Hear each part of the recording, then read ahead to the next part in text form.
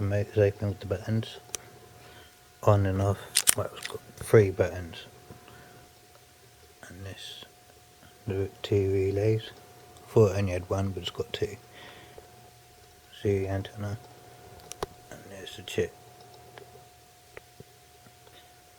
There's a transistor and a couple of capacitors there, and the receiver board is there. See this receiver board?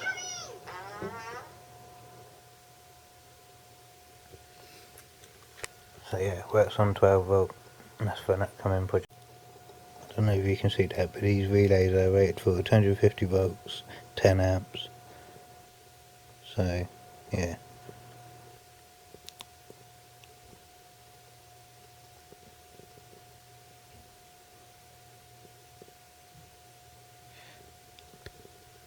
You can set them up for normally open and normally closed as well. And if you don't want AC, you can use 30 volts DC, but it's still rated for 10 amps. Right, this is where the power goes in. Right, so that's this way up, and you've got the powers here, right?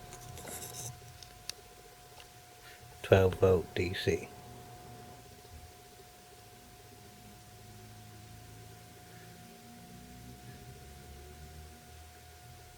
Obviously it's made in China.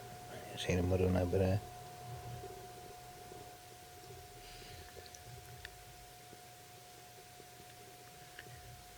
And it's even got plus or minus here as well. Plus and minus.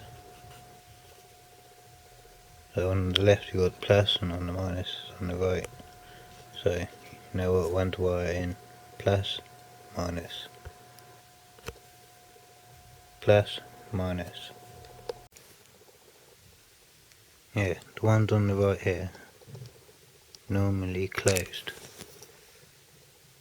Yeah, normally closed. So every third one, basically, this one here, that's normally closed, 1.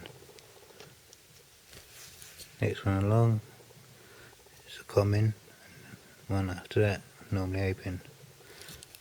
So the first one is normally open, the last one is normally closed.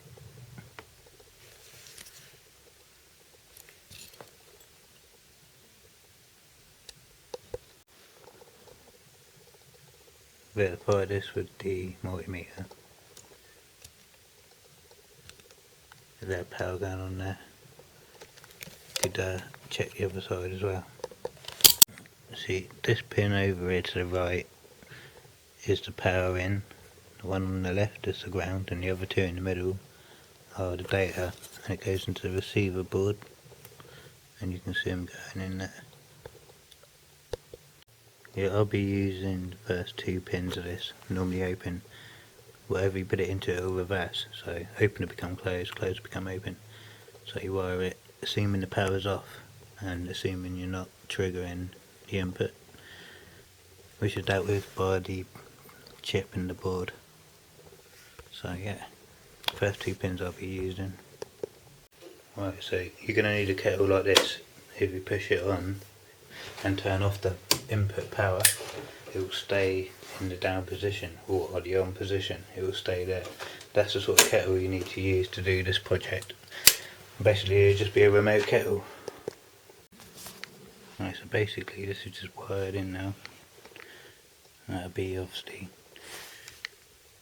positive going in from the power, and the one coming out will be on a second. Basically another cable here,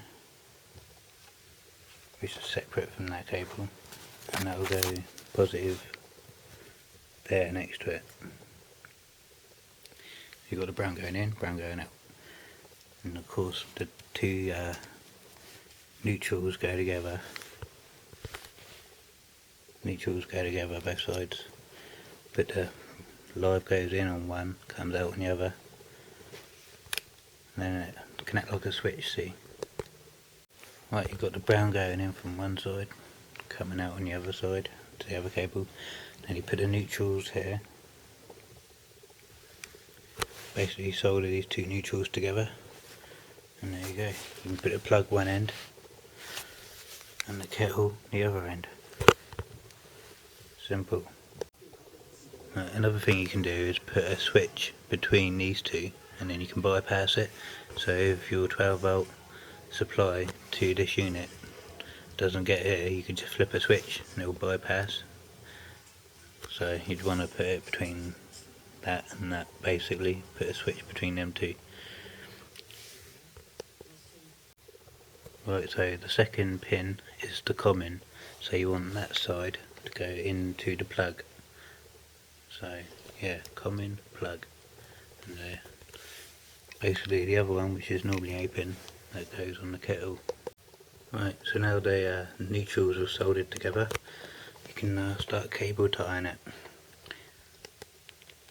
Right, so all I've done is basically wired one of these connectors on for a 9 volt battery, and then you could use another one to either connect a 12 volt DC to it, or a battery, or whatever. Just remember that the negative and positive switch to match for the battery terminals, so you've got to keep that in mind if you're using two of these. But yeah, that should run on 9 volt. Right, a good way to put this is just, if you look at where all the terminals are at the top, the wires are in the way, but yeah, you can see the terminals there. Put it upside down. I mean, like, basically round the wrong way so that it lets all the wires come out. It's hard to show you with one hand. But yeah, all that will go in there. That creates space here. I don't know if you better get a battery in there or not. So yeah, whether you want this out or not, it's up to you.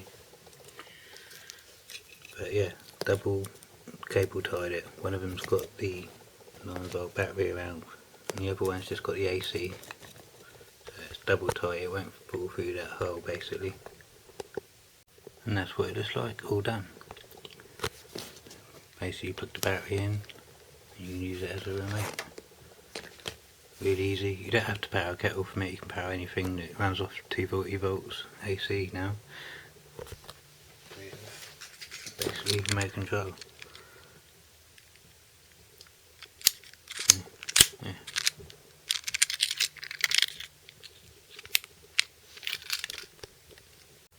Right, we've got a 9 volt DC, 100 milliamp, and yeah, the white is the positive, black's negative, so on another one of these things here, you'd have to make sure it goes backwards, so that when it connects with this one, it'll work.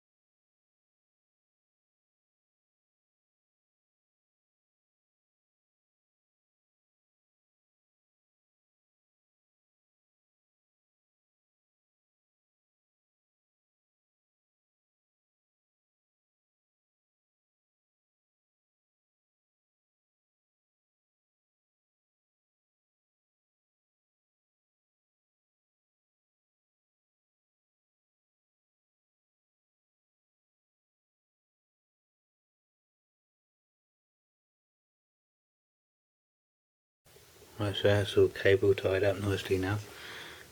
So I'm just going to hot glue a magnet in place. Hopefully it's not too close to them relays, because it will interfere with the relay. Right, so I hot glued the magnet up and away from the relays, which is roughly around it. So yeah, put the magnet up there, so now it will stick to like the side of a microwave, so you don't have to use the screw.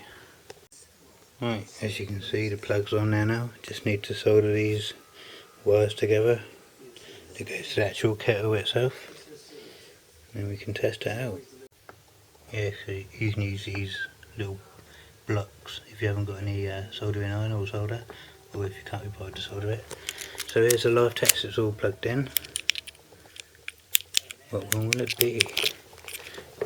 Right, got to find the light. There you go, it's on. There's the light. As you can see, it worked off the remote. So I'm going to turn it off now. B, so B turns it off. A turns it on. So it's basically A and B. Right, finished. Right, so here we go, it's in position. Magnet's keeping it attached to the microwave there. A will turn it on. And there you go, red light is on. B will turn it off. And there you go, it is off. Now when you leave it on, it will automatically turn itself off via this switch. Via the thermostat, but you want to make sure it's off on the relay, fill the kettle up, turn the button on, then when you need it, just hit the A. Done.